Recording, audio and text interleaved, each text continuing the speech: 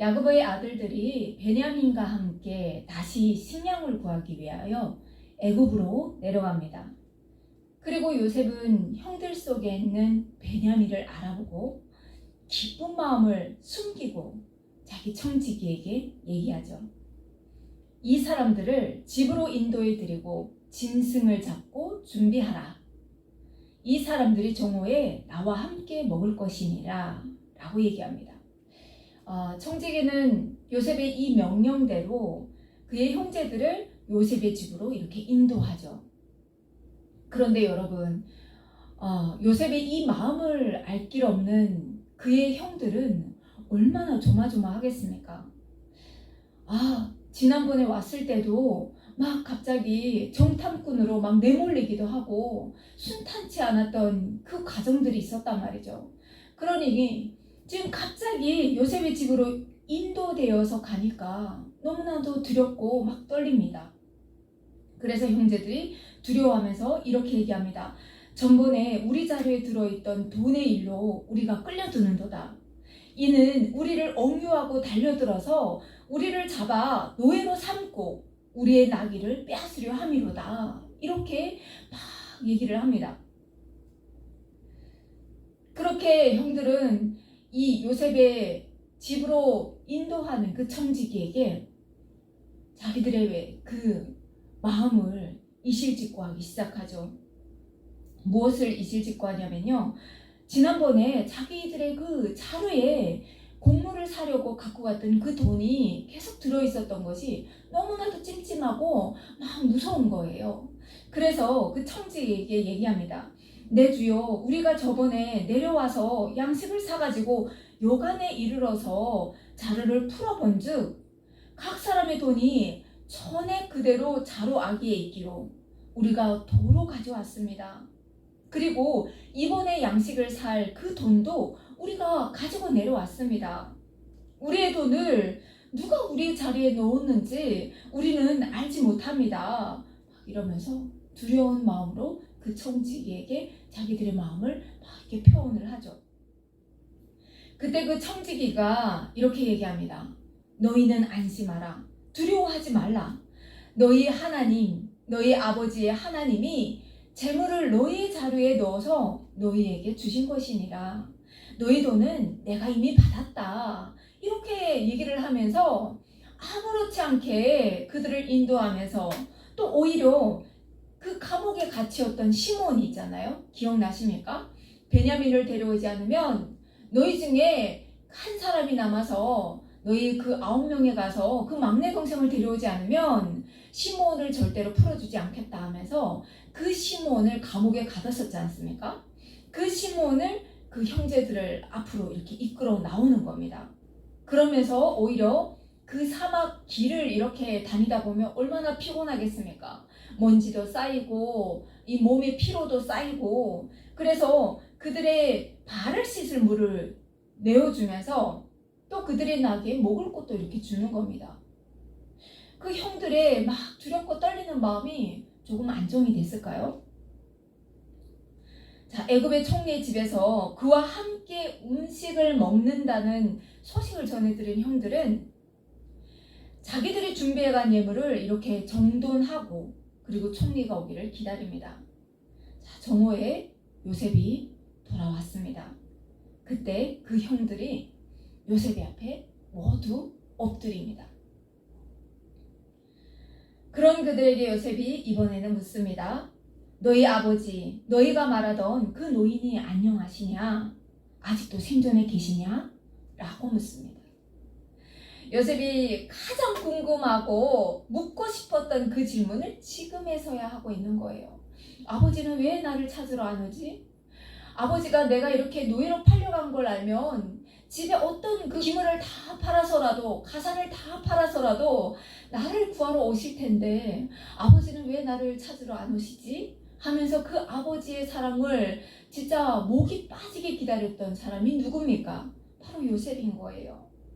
그렇게 아버지를 기다리고 기다렸지만 아버지는 오지 않았죠. 요셉이 또 이렇게 보니까 자기 어머니의 아들, 자기에게 낳아준 그 동생 있잖아요. 베냐민이 보이는 거예요. 요셉이 얼마나 마음이 뭉클한지 너희가 내게 말하던 너희 작은 동생이 이 아이냐? 하고 묻습니다.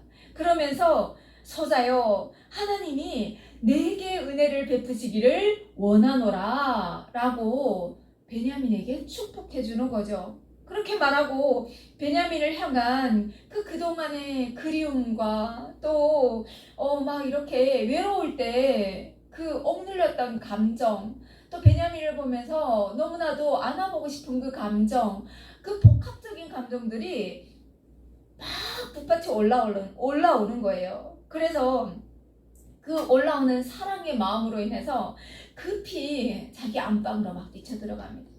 거기 들어가서 뭐 했겠습니까? 요셉이 우는 거예요. 그 정을 억제 못하고 베냐민을 보고 또 그 자기를 보지 못하는 그 형제들을 생각하면서 복합적인 그 감정이 올라오면서 거기서 막 안방에 들어가서 웁니다. 그리고 다시 마음을 추스리고 나와서 그 정을 억제하고 이제 밥상을 차리라고 명령합니다. 자, 이제 요셉의 명령대로 음식상이 차려지기 시작해요. 그 형제들이 이렇게 요셉의 앞에 있는데 음식상이 차려지고 요셉의 집에서 일하는 사람들의 손에 이끌려서 그 자리로 인도받는데 너무나도 이상한 일이 이제부터 시작됩니다. 애굽 사람들이 이렇게 그 형제들의 손을 이끌어 그 자리에 앉히는데 형들의 순서대로 지금 앉히는 거예요. 그러니까 나이에 따라서 상이 차려지는 것을 보고 형제들이 너무너무 지금 신기해하고 있어요. 이게 대체 어떻게 된 일이지? 이게 대체 무슨 일이야? 그렇지만 그 애굽의 총리에게 총리시오, 이거 정말 너무나도 이상한 일입니다. 어떻게 우리 나이를 아십니까? 혹시 우리에 대해서 알고 있습니까? 라고 물을 수 있는 자리도 아닌 거예요. 자, 이때 요셉이 또 자기 음식을 그들에게 이렇게 왕이 하사하듯이 그들에게 자기 음식을 이렇게 건네줍니다. 그런데 베냐민에게는 다른 사람보다 5배나 더 많이 주는 거예요. 더 많이 줍니다. 이런 상황들을 너무나도 이상하지만 그 형제들은 그 이상한 마음을 뒤로하고 이 요셉과 함께 모두 함께 즐겁게 그 시간들을 보냅니다. 요셉은 너무너무 기뻐요. 형들을 만나서 기쁜 것이 아니라 드디어 베냐민을 만난 거예요. 내 어머니가 나에게 낳아준 그 동생 베냐민을 만난 거예요. 그러니까 얼마나 기쁘겠습니까? 이제는 저 베냐민을 내 옆에 데려다가 이젠 베냐민하고 함께 살아야겠어. 이런 생각으로 지금 가득 찼습니다. 그런데 베냐민을 데려오기 위해서는 어떻게 해야 됩니까?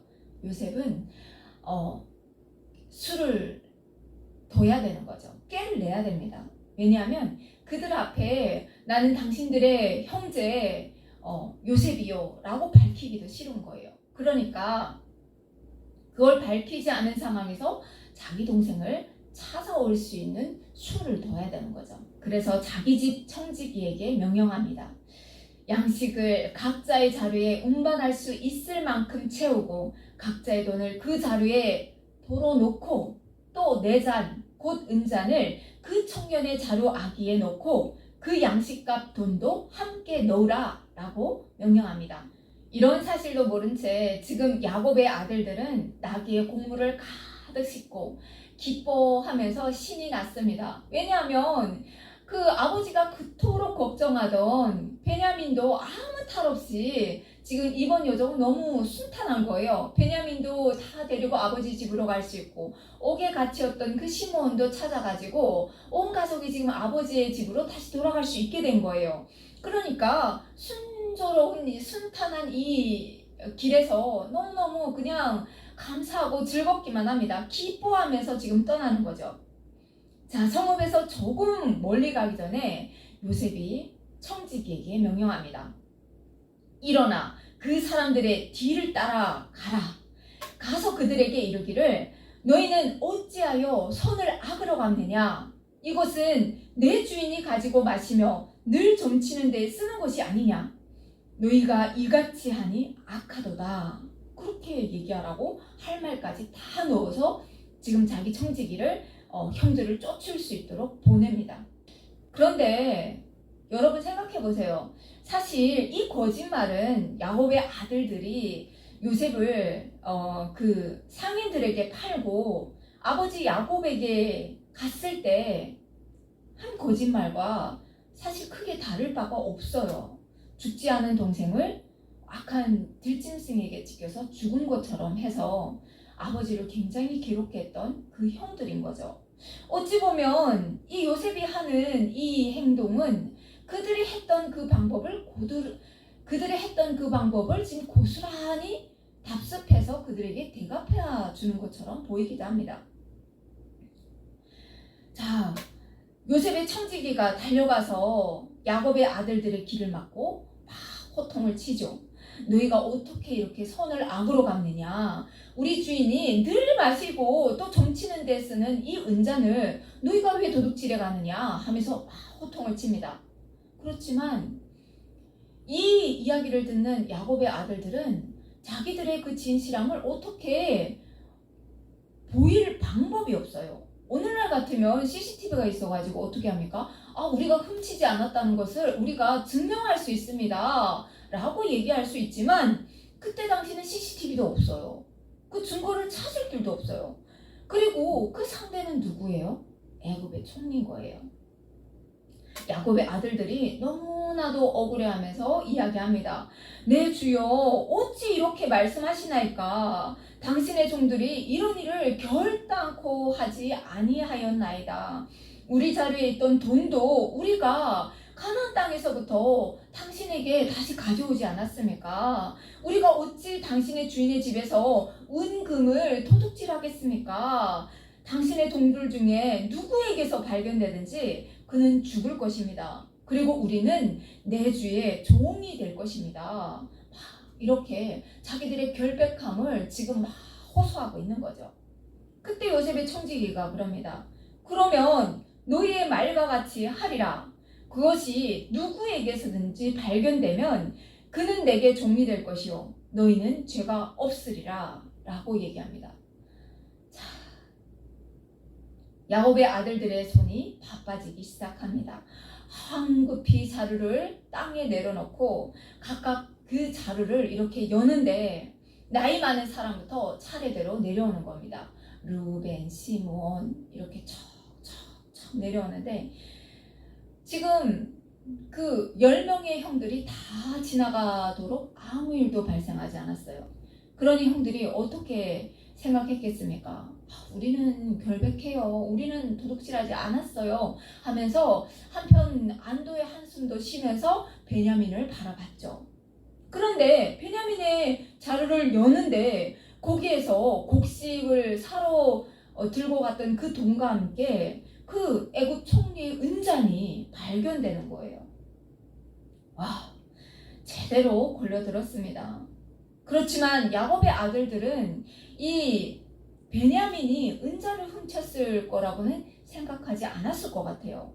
그 이유는 사실 그렇잖아요. 전에 곡물을 사려고 가져갔던 그 돈이 지금 자루에 다시 담겨가지고 아버지 집에까지 오게 됐다는 거죠. 그래서 그것 때문에 엄청 떨면서 그 애굽 총리의 그 청지기에게 얘기했을 때 도리어 그 청지기는 괜찮다, 두려워하지 말라, 너희 하나님께서 너희에게 베푸신 은혜다 하면서 너희의 곡물값은 이미 내가 받았다 라고 얘기한 적이 있었단 말이죠. 그러니까 그 형들이 생각할 때 도저히 풀리지 않는 일이었지만 아무튼 그 일들이 순조롭게 지나갔던 경험이 있어요. 그러니까 지금 비슷한 상황이 벌어지고 있다는 거죠. 그렇다면 이것 또한 뭔가 자기들이 모르는 어떠한 그 음모가 있지 않을까? 이렇게 생각했을 것 같아요. 그렇지만 그들이 할 수 있는 것은 아무것도 없습니다. 아무것도 없습니다. 상대는 애굽의 총리입니다. 자, 그렇게 야곱의 아들들은 자기들의 옷을 찢고 지금 그 억울한 마음을 해명할 길 없고 토로할 길이 없고 증명할 길이 없으니까 자기들의 옷을 찢는 겁니다. 이 이스라엘 사람들에게 있어서 겉옷이라는 것은 매우 중요합니다. 왜냐하면 사막길, 그 나그네 길을 머나먼 그 사막길을 나설 때면 이 겉옷이라는 것은 낮에는 태양을 피해서 이렇게 뜨거운 햇볕을 피할 수 있는 그늘막 역할을 하는 겉옷이죠. 이렇게 머리에 쓰고 이러면 그늘을 이 햇볕을 좀 덜 맞음으로 인해서 덜 피곤하고 덜 뜨겁습니다. 그렇지만 저녁이면 어떻게 되냐면요. 가다가 정말 묵을 곳이 없을 때, 여간이 없을 때, 그럴 때 그 길에서 밤을 새야 할 때는 그 겉옷이 따뜻한 온기를 덮여주는 이런 뭐라 해야 되죠? 이불과 같은 역할도 해주고 또 이렇게 먼지로부터 보호해주는 많은 역할들을 하는 것이 바로 겉옷입니다. 그래서 이 길을 떠난 나그네에게 있어서 이 겉옷이라는 것은 전 재산과도 같은 그런 역할을, 그런 의미를 지니고 있죠. 그런데 그 겉옷을 찢는다는 것은 정말 우리는 너무나도 억울합니다. 우리는 그러지 않았습니다. 라는 것을 지금 표현하고 있는 거죠. 실질적으로 그 마음이 답답했고. 자, 그렇게 그들은 떠나지 못하고 다시 요셉이 있는 성으로 다시 이렇게 끌려옵니다. 요셉의 앞에 가서 다시 엎드리게 되죠. 그런 형들을 보면서 요셉이 이번에 호통을 칩니다. 어찌하여 이런 일을 행하였느냐? 나 같은 사람이 점을 잘 치는 줄을 너희는 알지 못하였느냐? 라고 얘기합니다. 요셉이 이 말에는 많은 의미를 내포하고 있겠죠. 과거 자기가 꿈을 꾸고 말을 할 때도 형들은 어떻게 했습니까? 막 비난을 하면서 그랬죠. 네가 우리의 왕이 되겠느냐? 네가 우리를 다스리겠느냐? 라면서 요셉을 막 비난했던 사람들이 바로 이 형들이죠. 그런 요셉에게 유다가 나서서 말을 합니다. 우리가 내주께 무슨 말을 하오리이까? 무슨 설명을 하오리이까? 우리가 어떻게 우리의 정직함을 나타내리이까? 하나님이 종들의 죄악을 찾아내셨으니 우리와 이 잔이 발견된 자가 다 내 주의 노예가 되겠나이다 라고 이렇게 얘기합니다. 그럼 그들에게 요셉이 이렇게 얘기하죠. 결코 그리할 필요 없어. 그렇게 안 할 거야. 잔이 발견된 그 자만 내 종이 되고 너희는 평안히 너희 아버지께로 돌아 올라가라 라고 얘기합니다. 왜일까요? 요셉의 목적은 베냐민이잖아요. 그 형들이 아니에요. 그 형들과 같이 있고 싶은 마음이 요만큼도 없어요. 그냥 오직 베냐민을 향한 그 요셉의 사랑인 거예요. 베냐민과 함께 살고 싶은 거예요. 자, 이런 요셉에게 유다가 또 조심스레 다가가서 청원합니다. 베냐민을 데려오기까지 그 과정과 그 아들이 아버지와 어떤 관계인지를 지금 상세히 밝히고 있는 거죠. 우리 아버지는 노인입니다. 또 그가 노년에 얻은 아들 청년이 있었습니다. 그런데 그 청년이 죽었습니다. 그리고 그의 어머니가 남긴 것은 이 베냐민 하나뿐입니다. 그의 아버지가 그를 너무너무 사랑합니다. 아버지의 생명과 이 아이의 생명은 서로 하나로 묶여 있습니다. 내가 아버지에게 아이를 데려간다고 담보하여 왔습니다. 그러니 이제 주의 종으로 그 아이를 대신하여 나를 종으로 삼으시고 그 아이는 자기의 형들과 올려 보내주십시오. 그 아이가 집에 가지 않으면 그 집에 재해가 미침을 보게 될 것입니다 하면서 그 솔직한 내용을 지금 요셉에게 이렇게 간청하는 거죠. 여기서 요셉이 무너집니다. 왜냐하면 요셉은 늘 이렇게 생각했던 거예요. 나를 그 물 없는 웅덩이, 마른 웅덩이에 그냥 이렇게 곱게 넣어준 것도 아니고 밀쳐서 빠뜨려 넘어뜨리고 그리고 심지어 죽이려고까지 했던 내 형들, 나를 그 이방인들의 손에 팔아가지고 나를 그 애굽의 타국에서 오랫동안 내버려둔 나의 형들, 그 형들이 내가 없는 그 집에서 나를 그렇게 미워했듯이 베냐민도 얼마나 미워할까? 베냐민을 얼마나 시시때때로 죽이려고 할까? 이런 걱정이 너무너무 컸던 거예요.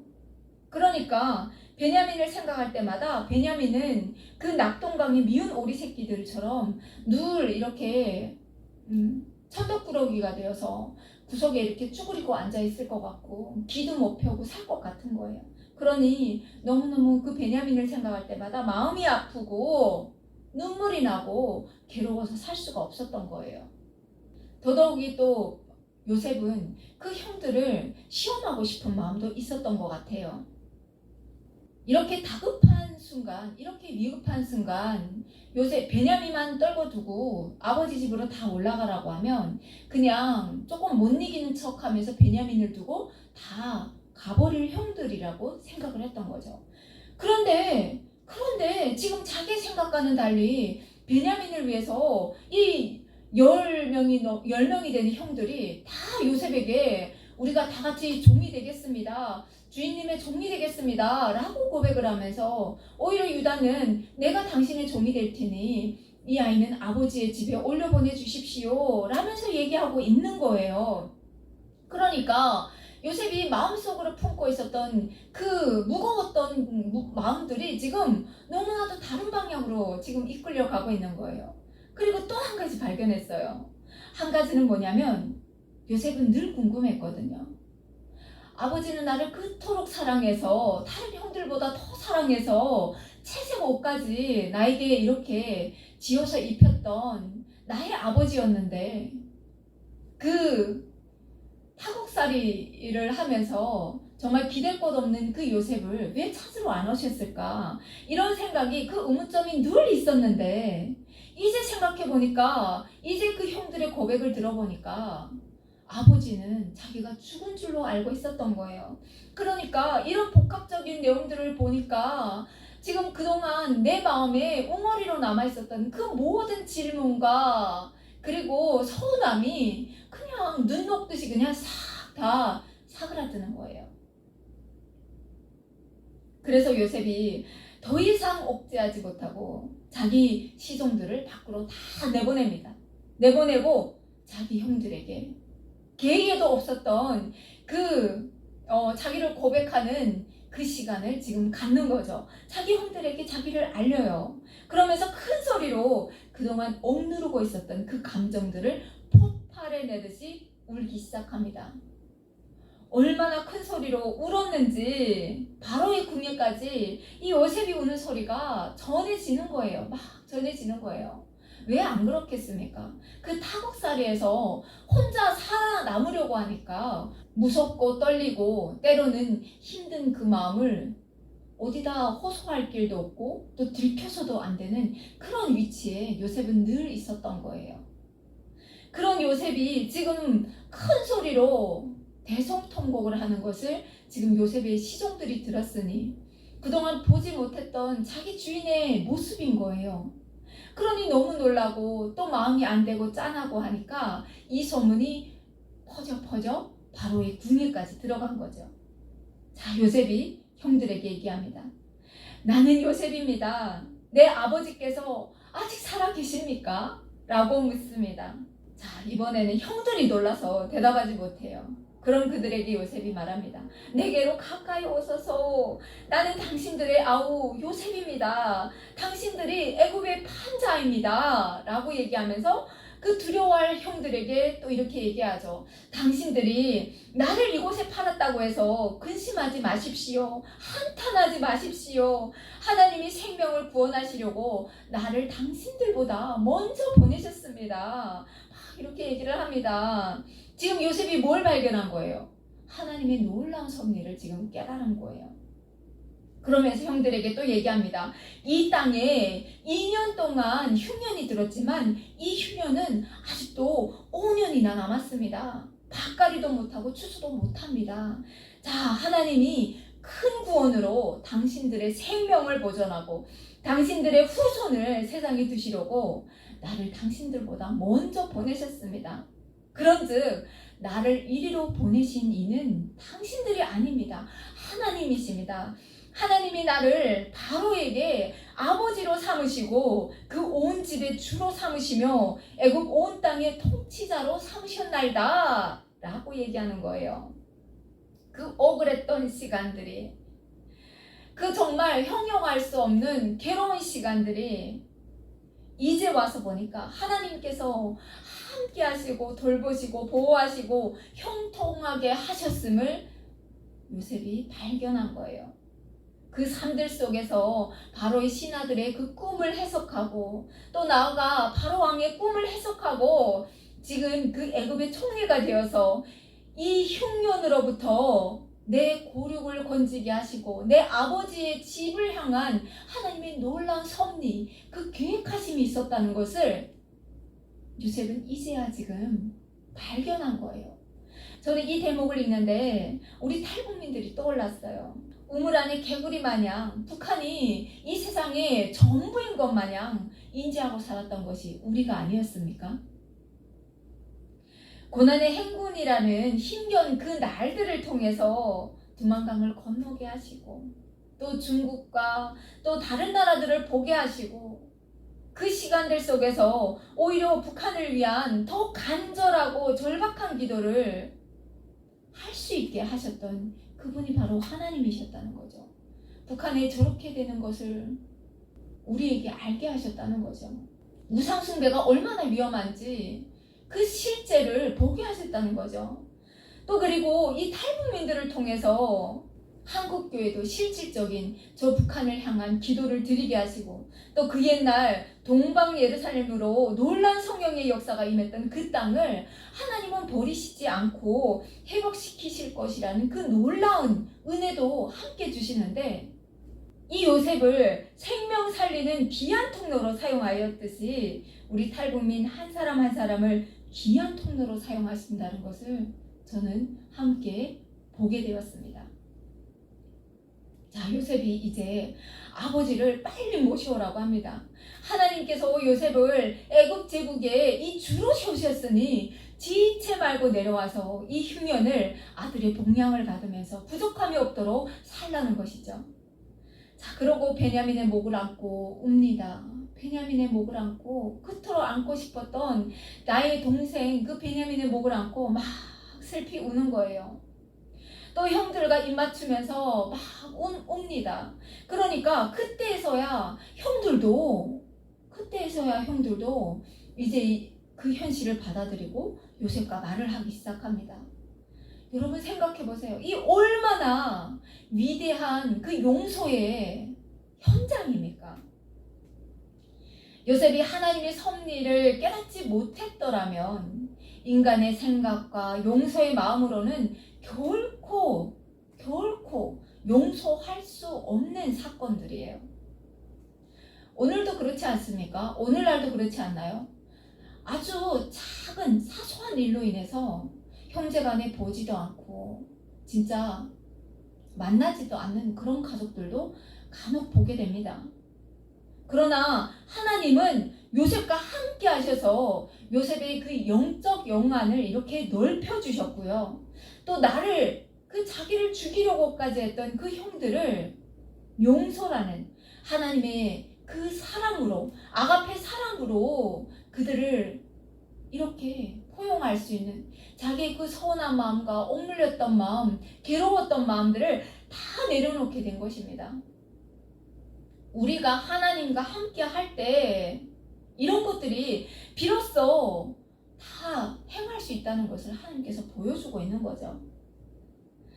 우리가 갖고 있는 성품이나 마음은 한계점이 있습니다. 왜냐면요, 죄가 세상에 들어온 이후로는 어떻습니까? 우리 모두는 누군가를, 이웃을 위해 사는 삶이 아니라 나를 위해서 사는 삶을 살고 있습니다. 그리고 어떻습니까?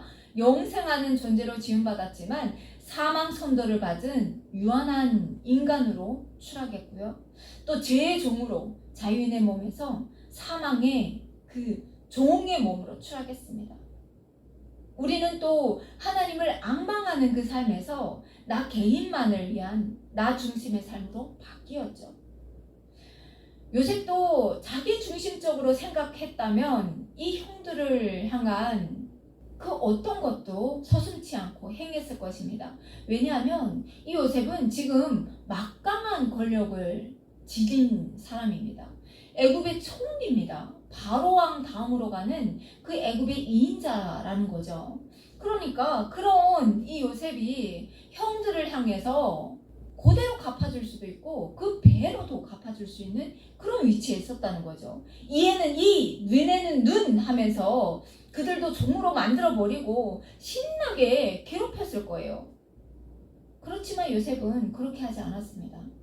하나님을 경외하는 자로 무슨 일을 행하던 하나님 앞에서 하듯이 모든 것을 행했습니다. 그렇기 때문에 하나님께서 그의 영안을 열어주시고 결국 요셉은 이렇게밖에 고백할 수밖에 없었다는 거죠.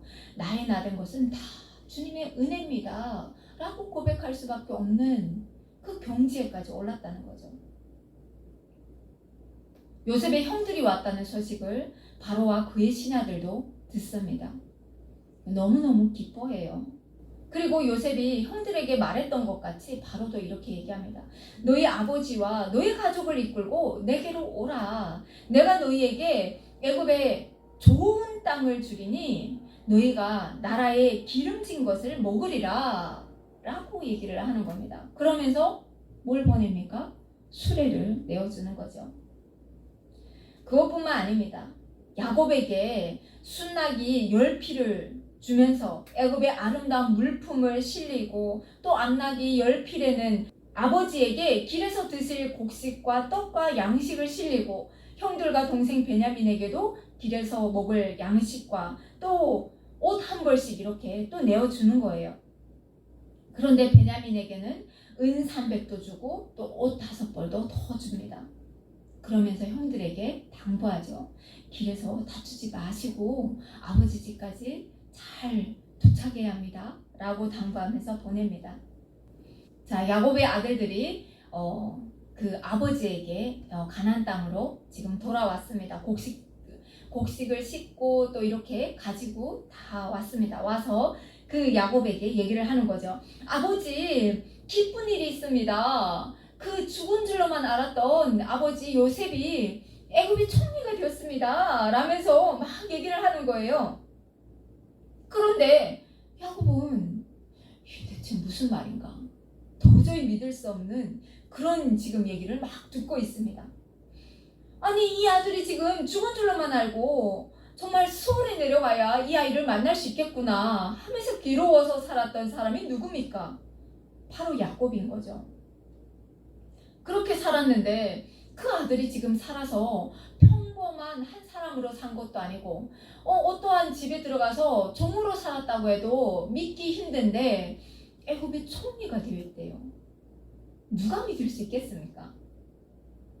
이렇게 오한이 봉봉해 있는 그 야곱에게 요셉이 보내준 그 수레가 보이는 거예요. 아버지를 타고 오시라고 이렇게 수레까지 내어줬습니다 라면서 그 아들들이 얘기할 때 그때야 그 수레를 보고 야곱이 기운을 내기 시작하는 겁니다. 믿기 시작하는 거예요. 그래서 성경은 이때 야곱의 이름을 이스라엘이라고 이렇게 바꿉니다. 자, 이스라엘이 뭐라고 고백하는지 볼까요? 조카도다. 내 아들 요셉이 지금까지 살아있으니 내가 죽기 전에 가서 그를 보리라. 자, 여러분 오늘 말씀을 어떻게 들으셨습니까?